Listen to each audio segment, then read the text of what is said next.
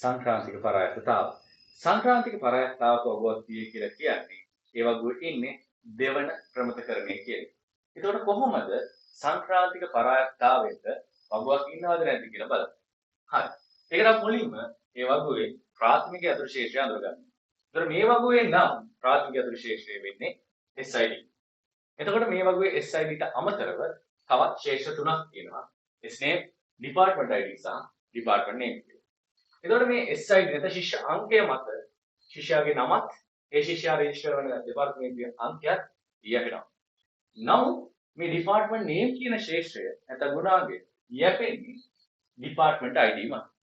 එතකොට මෙන්න මේ විදිහට මේ වගේ ඉන්න යතුරු ශේෂ්ත්‍රයගේ නැතුව යතුරු නොවන ගුණාංගයක් නැත්නම් යතුරු නොවන ශේෂ්ත්‍රයක් මත තවත් යතුරු නොවන ශේෂ්ත්‍රයක් යැපෙනවා නම් දැන් මේකේ විදිහට නම් department name කියන යතුරු නොවන ශේෂ්ත්‍රය යැපෙනවා department ID කියන යතුරු නොවන ශේෂ්ත්‍රය මත.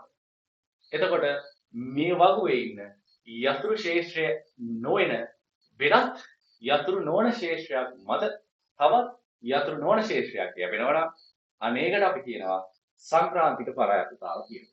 ඒතකොට සංක්‍රාන්තික පරායත්තතාව කවුරුත් තියෙන ඒ වගේ ඉන්නේ දෙවන ප්‍රමතකරණය.